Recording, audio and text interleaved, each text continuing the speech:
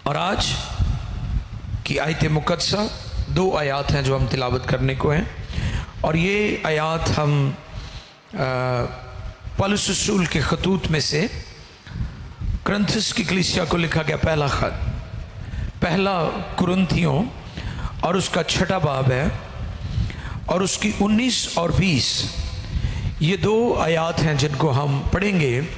मैं चाहूँगा कि बाइबल मुक़द्दस को खोलें और इन आयात को हम खुदा के कलाम में से पढ़ें। और अगर आपके पास बाइबल नहीं है तो ध्यान से सुने, बच्चों को भी अपने पास बिठाना है, इधर उधर कोई मुझे बच्चा नज़र नहीं आना चाहिए। इंतज़ामिया का एक भाई वो जो मेन दरवाज़ा है वहाँ पर बैठे ताकि कोई बच्चा इधर उधर ना जाए, प्लीज़ जी। खुदा के कलाम मुक़द्दस में यूं रकम है, क्या तुम नहीं जानते कि तुम्हारा बदन रूहुल कुद्दस का मक़दस है जो तुम में बसा हुआ है और तुमको खुदा की तरफ से मिला है और तुम अपने नहीं क्योंकि कीमत से खरीदे गए हो। बस अपने बदन से खुदा का जलाल जाहिर करो। मुक़द्दस कलाम के पढ़े, सुने, समझे और कबूल किए जाने पर खुदावंद की इलाही बरकत सब कहेंगे आमीन। आज का टॉपिक तुम्हारा बदन रूहुल कुद्स का मक़दस है, या मेरा बदन रूहुल कुद्स का मक़दस है, या हमारा बदन रूहुल कुद्स का मक़दस है।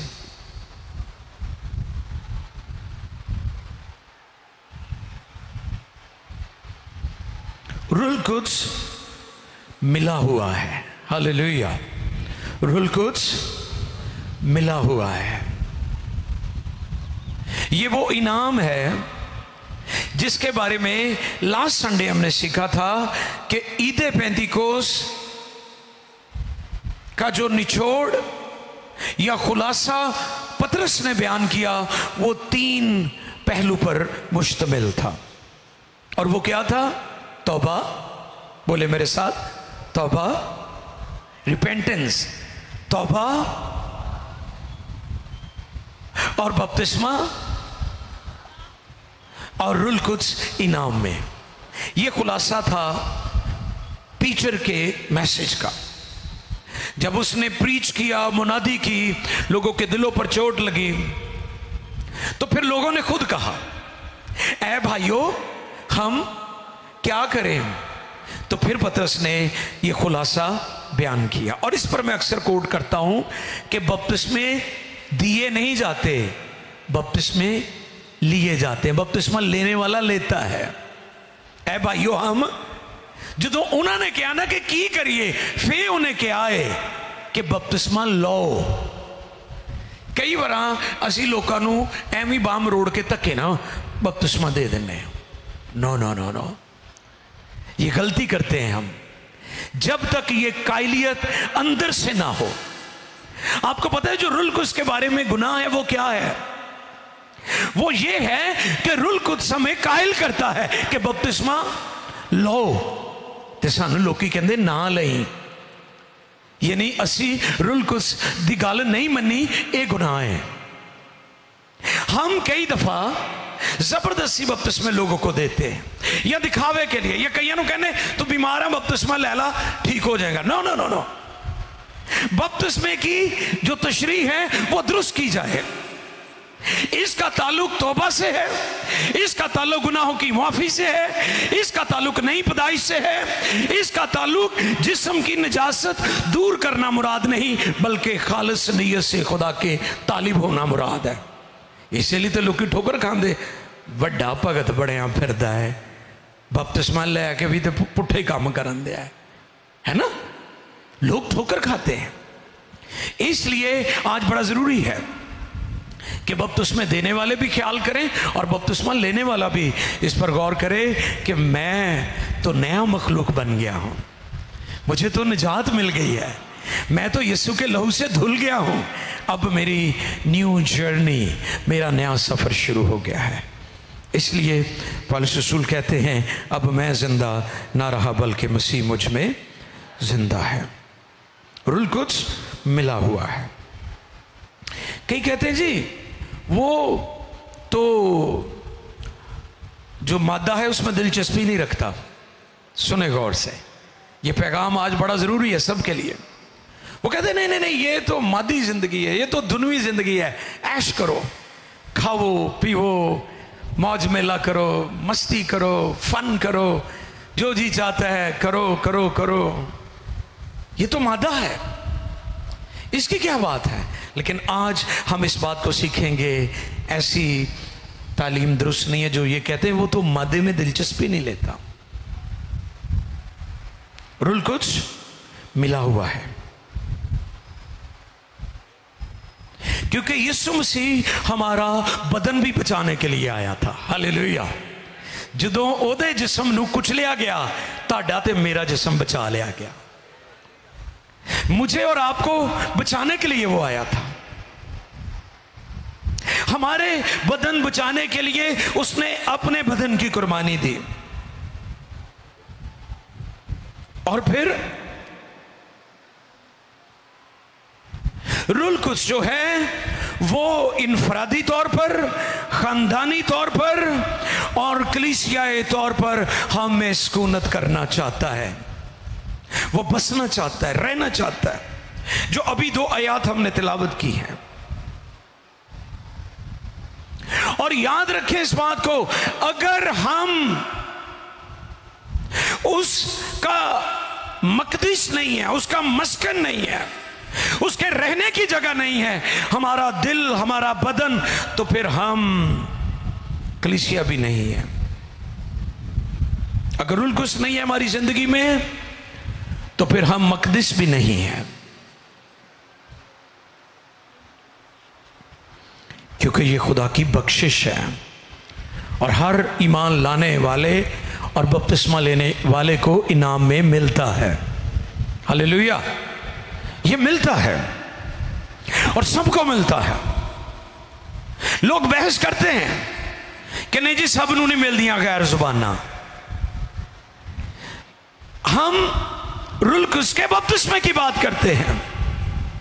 हम बाइबल में रुलकुस के बपतिस्मे को सीखते हैं कि रुलकुस का जो बपतिस्मा है, उसका जो ज़ाहरी निशान है, उसका जो ज़ाहरी निशान है, उसका जो ज़ाहरी सबूत है, वो गैर जुबाने है।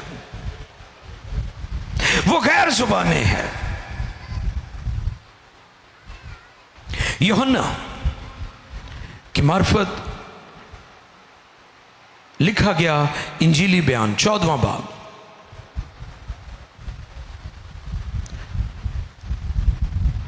उसकी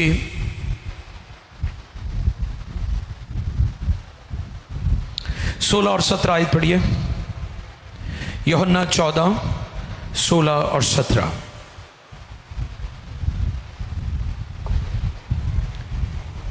और मैं बाप से दरख्वास्त करूंगा, और मैं बाप से दरख्वास्त करूंगा, तो वो तुम्हें दूसरा मददगार बख्शेगा, कि अब तक तुम्हारे साथ रहे। अब तक तुम्हारे साथ रहे। यहां पर रुक जाए। कब तक? अब तक। यानी जेड़े ये कहते ना रूल कुछ आंदा जांदा है, ए उन्हां लई गल, वो आंदा जांदा नहींगा, वो अब तक हमारे साथ रहता है। हालेलुया। रुलकुस आने जाने के लिए नहीं आपको मिला कि रुलकुस आता जाता है। नो, रुलकुस अब तक रहने के लिए हमें दिया गया है। वो हमारे साथ कब तक रहेगा? अब तक रहेगा। हाँ, रुलकुस रंजीदा हो सकता है और हो जाता है, हो जाता है। जैसे ही आप कुछ गलत करते हैं ना, जैसे मैंने कबूतर के बारे में बताया था कि कबूतर के 9 पर एक तरफ होते हैं और 9 ये नहीं, इसलिए तो रुलकुस का जो तशबीह दी गई है वो कबूतर डव के साथ दी गई है। और आपको पता है कबूतर बहुत सेंसिटिव होता है। कबूतर में सबसे बड़ी खूबसूरती और खूबी की चीज है वो गंदगी नहीं खाता, गंदी चीजें नहीं खाता। वो बड़ा सेंसिटिव, बड़ा फील करने वाला ये बर्ड है, ये परिंदा है, और बड़ा मासूम है। रूल कुछ रंजीदा हो सकता है और हो जाता है हमारे रवैयों, हमारे कामों, हमारे तौर तरीकों, चाल चलन से, लेकिन रूल कुछ अब तक रहने के लिए हमें दिया गया है, वो आता जाता नहीं है। पढ़े, इन आयात को कंप्लीट कर दीजिएगा, 16 और 17। और मैं बाप से दरख्वास्त करूंगा तो वो तुम्हें दूसरा मददगार बख्शेगा कि अब तक तुम्हारे साथ रहे, यानी रूहे हक जिसे दुनिया हासिल नहीं कर सकती, क्योंकि ना उसे देखती और ना जानती है। तुम उसे जानते हो क्योंकि वो तुम्हारे साथ रहता है, वो तुम्हारे साथ रहता है और तुम्हारे अंदर होगा। ये बात है, तुम्हारे अंदर होगा। पेंतिकोस दी नबूवत, ये क्या है? ईदे पेंतिकोस की प्रोफेसी। वो तुम्हारे साथ है और वो तुम्हारे, ये वो नबूवत है जो ईदे पेंतिकोस की बाबत की गई। और ईद पेंतिकोस पर क्या हुआ था कि वो सब एक जगह पर जमा थे, 120 की जमात, शागिर्द, कलीसिया और हमारे खुदाम की माँ मुकद्दसा मरियम। और बड़ी खूबसूरत बात, मुकद्दसा मरियम खुदा को, क्यों वो खुदा के मकबूल नजर थी? क्योंकि वो खुदा के कलाम को कबूल करती थी। इस पर हमने एक पैगाम सुना था, रिसीव एंड कंसीव्ड, कि उसने कलाम को कबूल किया, रिसीव किया। अब वो लोग जो ये कहते हैं कि जी हमें इस एक्सपीरियंस या तजुर्बे की जरूरत ही नहीं है, इसकी जरूरत शागिर्दों को भी थी, इसकी जरूरत 120 की जमात जिसमें हमारे खुदावंद की मां मुकद्दसा मरियम थी उसको भी थी। अगर उनको थी तो आज हमें क्यों नहीं है? यह पेंतिकोस की नबूवत है जो ये की गई है कि अब तो वो तुम्हारे साथ है और फिर वो तुम्हारे अंदर होगा। तो मौजू क्या है, पैगाम क्या है?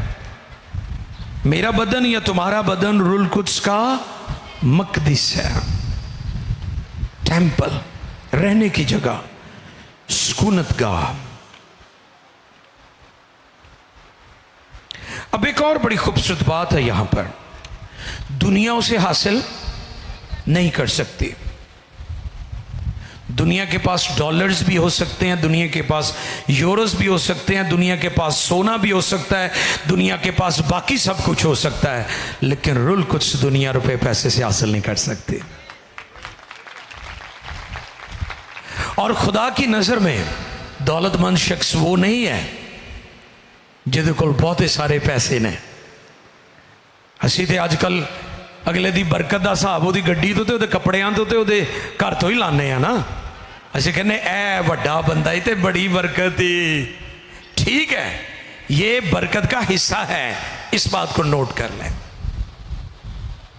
मालो दौलत, रुपया पैसा बरकत का हिस्सा है, लेकिन खुदा की नजर में वो शख्स ज्यादा इज्जत के लायक है जिसको रुल कुद्स की दौलत मिली हुई है। और लिखा है ये खजाना हम मिट्टी के बर्तनों में रखा हुआ है। हालेलुया। ये कौन सा खजाना है? ये वो खजाना है जो मिट्टी के बर्तनों में रखा हुआ है, और वो रुल कुद्स है।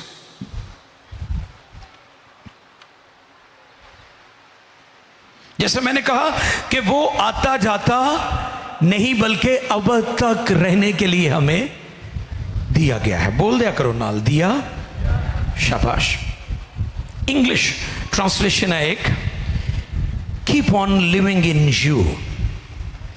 कि वो यानी तुम में रहता रहेगा।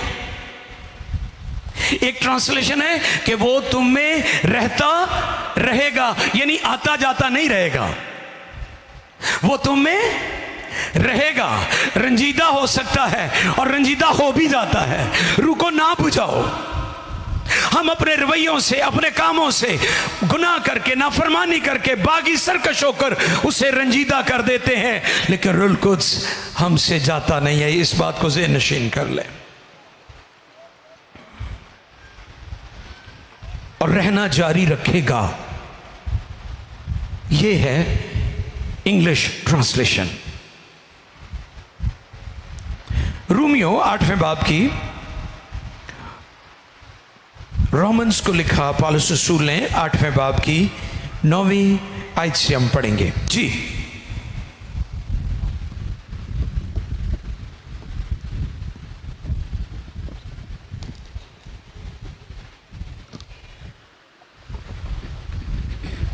लेकिन तुम जिस्मानी नहीं बल्कि रूहानी हो। हाँ जी, क्या लिखा है? लेकिन तुम जिस्मानी नहीं, जिस्मानी नहीं बल्कि रूहानी हो, बल्कि रूहानी हो। बशर्ते के, रुक जाइए, हम बशर्ते के शर्त है। तुसी कहते हो मैं रूहानी हाँ, मैं बड़ा ही रूहानी हाँ, ए बंदा बड़ा ही रूहानी है। सुन लीजिए, इतने शर्त भी दसी है। की दसी है? बशर्ते के जी खुदा का रूह तुम में बसा हुआ है। वे शर्त रूहानी बंदे दी कि रूहानी बंदा ओ वे जेदे विच ओदा रूह काम करदा है, और अगर ओदे विच खुदा दा रूह ही काम नहीं कर रहा, और रूहानी तौर ते चल ही नहीं रहा, ओदा तौर तरीका ही रूहानी नहीं, तो फिर रूहानी किवें हो सकता है? शर्त है बशर्ते के हाँ, खुदा का रूह तुम्हें बसा हुआ है, मगर जिसमें मसीह का रूह नहीं, वो उसका नहीं। जे तुहाडे विच रूह कुद्स है वे ते फिर तुसीं ओहदे ही हो, ते जे खुदा दा पाक रूह तुहाडी जिंदगी च नहीं काम कर रहा, ते फिर खोखले नारे ते सारी दुनिया ही मारन दी है। खोखली रासबाजी, दिखावे की रासबाजी, एवें ही गल्लां नाल नहीं रूहानी हुंदा बंदा, अपने किरदार चों भी साबित करने पैंदा है, अपने फलां नाल भी साबित करने पैंदा है, अपनी जिंदगी चों भी जाहिर करने पैंदा है। फिर दुनिया जानती है कि हम रूहानी हैं, और बाइबल और इंजील की तालीम रूहानी तालीम है। दुनिया और कौमों के अपने अपने नजरियात, उनको मुबारक, लेकिन इंजील की तालीम रूहानी है, रूहानी आलम की बातें की गई हैं।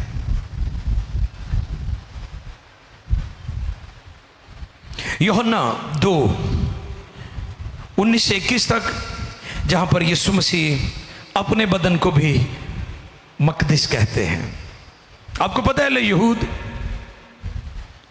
सुलेमानी हैकल, जिसका आज पूरी दुनिया में बहुत ज़्यादा उस पर वीडियोस बनती हैं कि फिर से सुलेमानी हैकल तामीर की जाएगी। यहूदी बहुत ज़्यादा इस पर जोर देते थे। तो इस जगह पर जो हवाला मैंने आपकी खिदमत में पेश किया है, यूहन्ना 2:19 से 21, वहाँ पर यीशु मसीह अपने बदन को मकदस यानी हैकल से तशबीह दे रहे हैं, और वो वहां पर पैगाम क्या दे रहे थे कि तुम इस हैकल को ढा दो और मैं उसे। यीशु ने जवाब में उनसे कहा, इस मकदस को ढा दो, तो मैं उसे 3 दिन में खड़ा कर दूंगा। यहूदियों ने कहा 46 वर्ष में, 46 साल च बनी सी। फिर समझ नहीं आई, यहूदियों को फिर समझ नहीं आई, क्योंकि हर गल नूं ते जिस्मानी लेंदे सन। उन्हें कहा 46 साल लगे जी इस हैकल नूं बनन लई। फिर यहूदी क्या कहने लगे? यहूदियों ने कहा 46 वर्ष में ये मकदस बना है, ये मकदस बना है। और क्या तू उसे 3 दिन में खड़ा कर देगा? मगर उसने अपने बदन के मकदस की बाबत कहा था। मुर्दे यीशु तो पहले भी जिंदा होए ने ते यीशु दी अपनी खिदमत भी होए ने और उस तो बाद शागिर्दां ने और अज भी कलीसिया दे वसीले भी मुर्दे जिंदा हो रहे ने। लेकिन उन्होंने किसी ने जिंदा किया, यानी दुआ की थी, खुदा दी कुदरत जाहिर हुई। लेकिन इतने यीशु कह रहा है कि मैं इन्हू खड़ा कर दांगा, दोबारा बना दांगा। हालेलुया। वो खुद ही कुदरत के साथ मुर्दों में से जी उठा, क्योंकि उसे मौत पर कुदरत और इख्तियार था।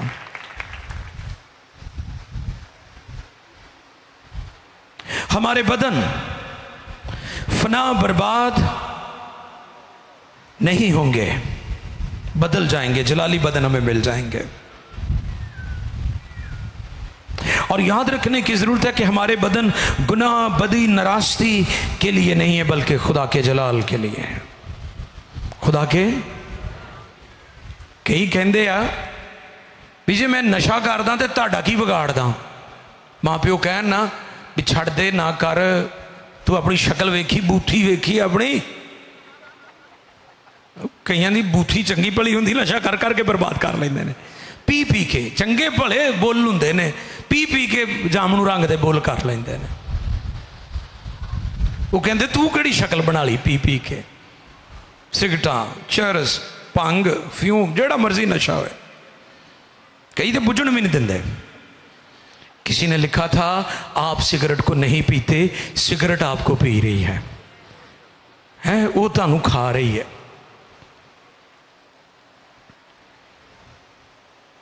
कई कहते हैं कि मैं कर रहा तो अपने ही नुकसान कर रहा। दसो जो बंदा अपने नाल प्यार नहीं करता वो किसी होर ना की प्यार करेगा। तो कई नशई बड़े बड़े बड़े आशिक ने, वो जेड़ा बंदा अपने बदन नाल प्यार नहीं करता वो दूजे किसी नू की प्यार कर सकता है। तुम जिंदा खुदा का मक़दस हो, तुम्हारे बदन से खुदा का जलाल जाहिर होना चाहिए। तुसी कहंदे मैं किसी का की बिगाड़दा, सब तो वड्डा नुकसान तुसी अपना कर रहे। आप खुदा का मक़दस है। हमारा बदन खुदा के जलाल के लिए होना चाहिए और हर तरह की बदी से दूर रहने की जरूरत है, क्योंकि हम रूल कुद्स की मिल्कियत हैं। 20वीं आयत को दोबारा पढ़ें, पहला कुरिन्थियों 6 बाब की 20वीं आयत जी।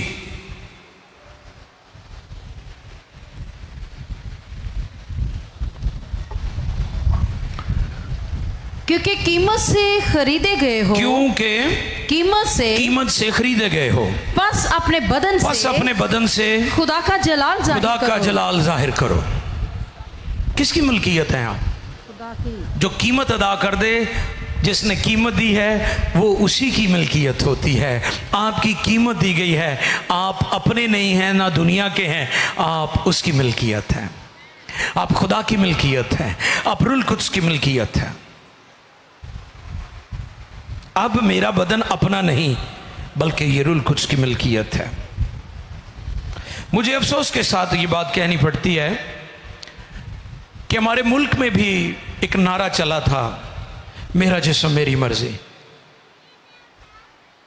औरत के हकूक़ की बात की जाए, बाइबल में बहुत खूबसूरत तरीके से औरत के राइट्स की बात की गई है। इस पर मैंने पैगाम दिया था कि औरत और मर्द जिन्स के लिहाज से बराबर है, इक्वल हैं, लेकिन रिश्ते के एतबार से एक दूसरे के ताबे हैं। बीवी को शौहर के ताबे रहना है, जिनसी एतबार से मर्द और औरत दोनों, लेकिन इस किस्म के नारे, इस किस्म की तालीमात, इस तरह के स्लोगन जिन्होंने पूरी दुनिया में बिगाड़ पैदा किया है, गुनाह और बदी को प्रमोट किया है, मेरा जिस्म मेरी मर्जी। सुने आज इस पैगाम को, यह बड़ा ज़रूरी है। यह पैगाम बहुत ज़रूरी है जो आपकी खिदमत में मैं बयान करना चाहता हूं।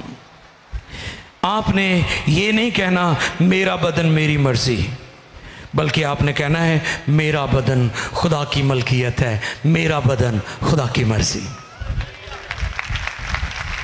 मेरा बदन रूहुल कुद्स की मर्जी, मेरा बदन यीशु की मर्जी, क्योंकि आप उसकी मिल्कियत है। हम तो मॉडर्न हो गए हैं ना, हम तो अजीब अजीब फैशन करते हैं, अजीब अजीब हमारा लाइफ स्टाइल है। अच्छा कहने मैनू किसी ना की लगे, तानू नहीं ना किसी ना, लेकिन लोगों को ताड़ना बहुत है। आप अपने रवैयों को ठीक करें। लिबास पर मैंने बात की थी कि लिबास मुनासिब और हयादार होना चाहिए। ये बाइबल की तालीम है, ये ईस्टर्न वेस्टर्न का मसला नहीं है, ये कल्चर की बात नहीं है, ये खुदा के कलाम स्क्रिप्चर की बात है, ये बाइबल की बात है और हमें इसको समझने की जरूरत है। हमने अपने आप को बिगाड़ा हुआ है और तरह तरह के उल्टे सीधे फैशन करते हैं।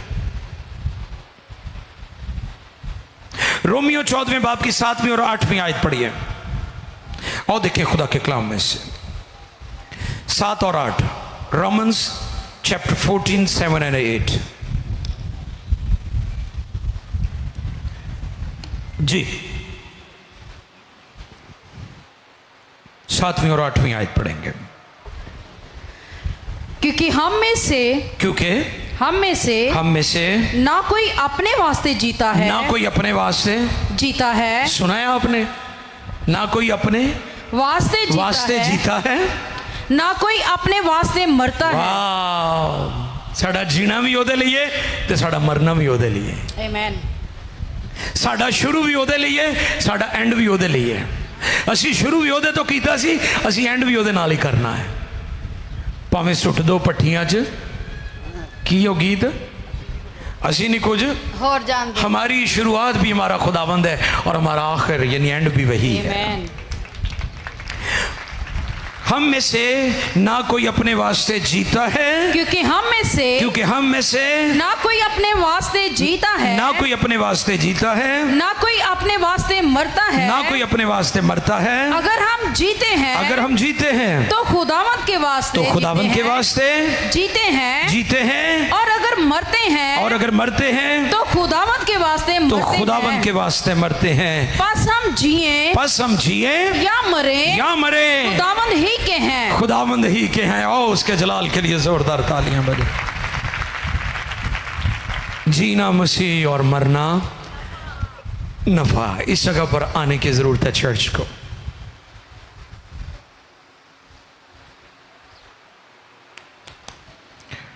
रोमियो 12वें बाब की पहली आयत। पस ए भाइयों, और बहनें कह सकती, बहनों के लिए कहा जा सकता है पस है बहनों। जी, पस है भाइयों, मैं खुदा की रहमतें याद दिलाकर तुमसे इल्तमास करता हूँ कि अपने बदन ऐसी कुर्बानी होने के लिए नजर करो। क्या? कौन से बदन? मसीह के बदन। हाँ, चर्च कलीसिया ईमानदार अपने बदनों को पेश करें। ये नहीं कि अगर आप कीबोर्डिस्ट हैं, आप कहेंगे जी मैं कीबोर्ड मैंने बजा दिया, मैं अपनी जिम्मेदारी पूरी कर ली। नहीं, खुदा में दिलचस्पी रखता है, कीबोर्ड में नहीं। आप तबला बजाते हैं, आप कहते हैं जी मैंने वो तबला बजा दिया, मेरी जिम्मेदारी। खुदा आपके तबले में नहीं, आप में दिलचस्पी रखता है।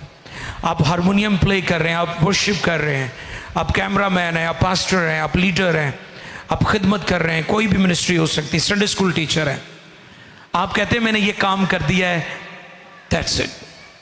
जी नहीं, खुदा आपका बदन भी चाहता है, क्योंकि आपका बदन उसका मकदस है। रूहुल कुद्स के रहने की जगह है। इसलिए अपनी केयर करना शुरू करें, अपनी सेहत का ख्याल रखें, क्योंकि खुदा आप में दिलचस्पी रखता है।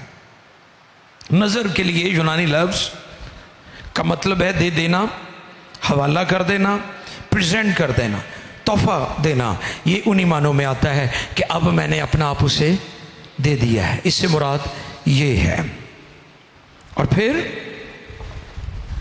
अपने बदन ऐसी कुर्बानी होने के लिए नजर करो जो जिंदा और पाक और खुदा को पसंदीदा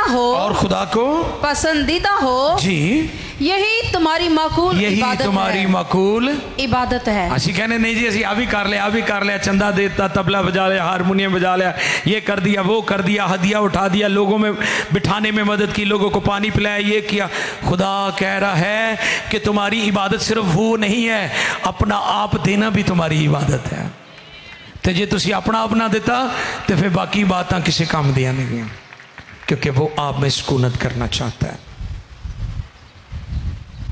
मुकाशफा 5वें बाब की 9वीं आयत, जिसने खरीदा है उसके लिए जीते हैं, उसके लिए मरते हैं। मुकाशफा 5वें बाब की 9वीं आयत है।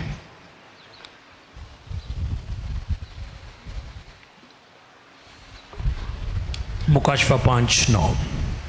और वो ये नया गीत गाने लगे कि तू ही इस किताब को लेने और उसकी मोहरें खोलने के लायक है, क्योंकि तूने ज़िबा होकर अपने खून से हर एक कबीला और अहले जुबान और उम्मत और कौम में से खुदा के वास्ते लोगों को खरीद लिया है। हालेलुया। तुम कीमत से खरीदे गए हो, तुम रूहुल कुद्स का मक़दिस हो, तुम रूहुल कुद्स के रहने की जगह हो, क्योंकि तुम कीमत से खरीदे गए हो, कीमत से खरीदे गए हो।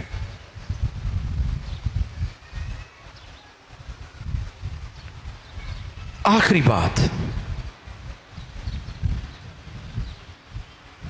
रोमियो 6:12 पढ़िए जी। Romans chapter 6 verse 12। रोमियो 6:12।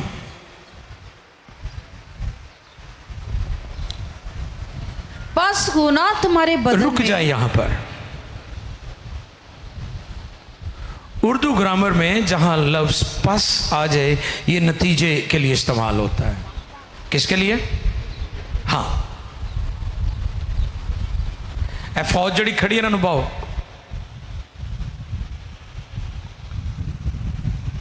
पस किस जगह पर आता है? जब नतीजा, सब बहन भाई तवज्जो करें, हम नतीजा निकालने लगे हैं आज के पैगाम का। पस ऐसी सूरत हाल में आता है जब नतीजा अनाउंस किया जाए। सुने नतीजा क्या है? पस होना तुम्हारे फानी बदन में बादशाही ना करे कि तुम उसकी ख्वाहिशों के ताबे रहो और अपने अज़ाब नाराज़गी के हथियार होने के लिए गुनाह के हवाला ना किया करो, बल्कि अपने आप को मुर्दों में से जिंदा जानकर खुदा के हवाला करो और अपने अज़ाब बाजी के हथियार होने के लिए खुदा के हवाला करो। बस गुनाह तुम्हारे फानी बदन में बादशाही ना करे।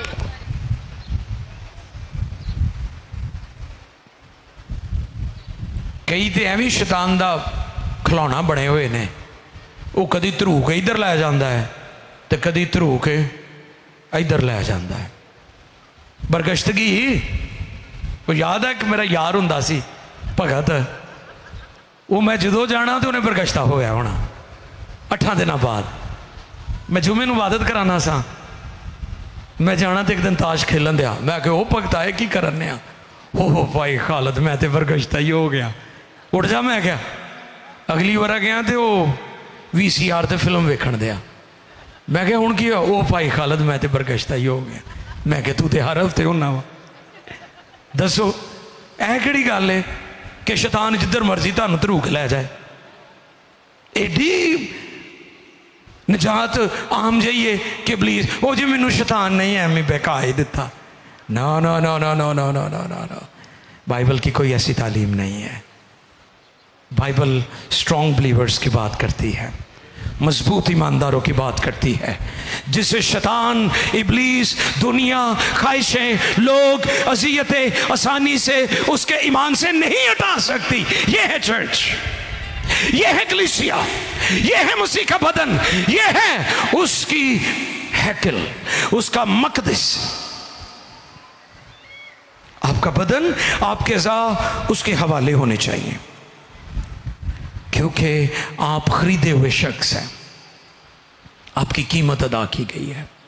जो आयात हमने तिलावत की थी, मरकजी आयात जो की वर्सेस आज इस पैगाम की है, उसमें हमने सीखा है। मैं चाहूंगा उन दोनों आयात को दोबारा पढ़ दिया जाए ताकि आपको पता हो कि आप मामूली नहीं है, आम नहीं है। अब खुदा सुलेमानी हैकल में नहीं उतरेगा, अब वो आपके दिलों में रहता है। अब रूल कुछ आता जाता नहीं है, बल्कि अब तक रहने के लिए हमें दिया गया है कि वो अब तक हम सुकूनत करें। इन दो आयात को पढ़ेंगे और फिर मिलकर हम दुआ करेंगे। क्या तुम नहीं जानते कि तुम्हारा बदन रूह कुदस का मक़दस है, जो तुम में बसा हुआ है, रहता है तुम में। और आगे, और तुमको खुदा की तरफ से मिला है और तुम अपने नहीं, क्योंकि कीमत से खरीदे गए हो। बस अपने बदन से खुदा का जलाल जाहिर करो। और सब खड़े हो जाए।